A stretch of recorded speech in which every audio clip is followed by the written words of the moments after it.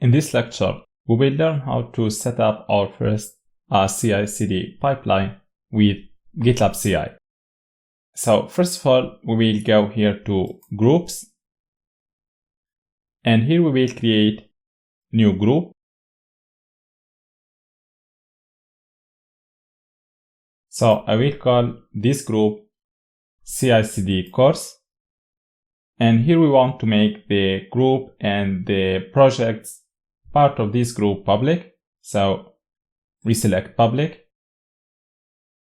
So here we have who will be using this group. I will choose just me, and I will click on create group. So now in this group, we can create subgroups or we can create projects. So let's create a new project. So here we click on create blank project. So here I will call this project GitLab CI core concepts, and we want to make this project public, and we want to initialize the repository with a README file. So now let's create the project. So now the project was created, and in this repository we have only the readme.md file. Now to set up a CI CD pipeline for this project, we click here on Setup CI CD. So here GitLab tells us that to set up a CI CD pipeline for this project, we have to create the .gitlab-ci.yml file at the root of the repository.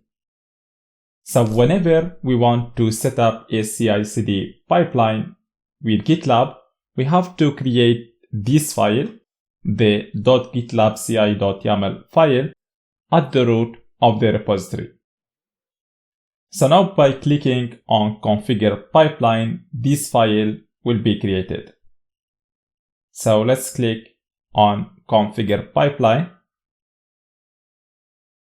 So here we have the default content of the .gitlab-ci.yml file. So let's remove that because we want to write our own configuration. So a CI CD pipeline consists on one or more jobs. Each job defines a set of instructions that must be executed. So here we will create our first job. We will call it, for example, test job. So here GitLab tells us that the configuration is invalid, and that's because we didn't add the script section in the job. So here we have to add the script section where we define the instruction or what we want to do in this job. For example, here we will echo the text testing. We can execute other commands. For example, we can list the files that we have here.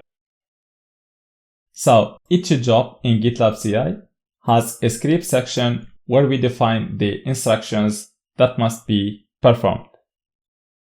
So now let's commit the changes and see what will happen.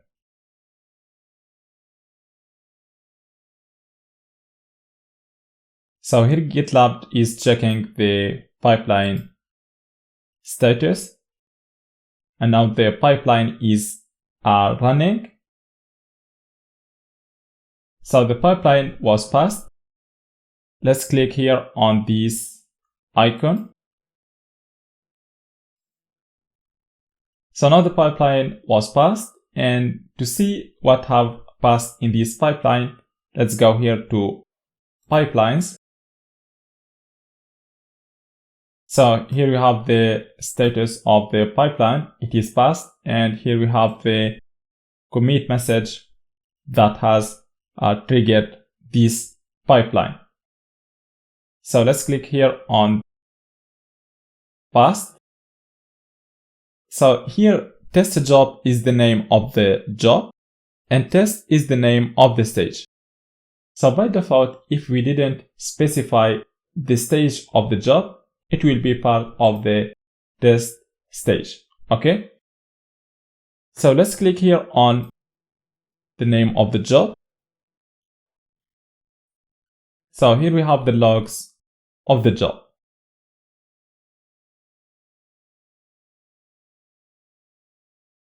So here we have the runner where this job was executed, and here we have the name of the operating system used by this runner. And with the runner, we need an executor. So here GitLab used a Docker executor with the Ruby image. So on this runner, a container was created using the Ruby image, and then the job was executed in this container. So in the next step, GitLab is preparing the environment to execute the job. Then the runner gets the code from the GitLab repository. And then the script defined in the job was executed in a Docker container created using the Ruby image.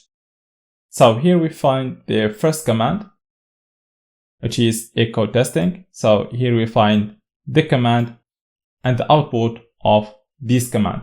So first of all, we have echo testing, and here is the output of this command. So here we echo the text testing, and then we execute the ls command. So here you see only the readme.md file because the .gitlab-ci.yml file is a hidden file. And finally, the pipeline is cleaning up the project directory and the job was succeeded. So that's how we define jobs in GitLab CI. So that's all for now. In the next lecture, we will learn how to organize jobs using stages.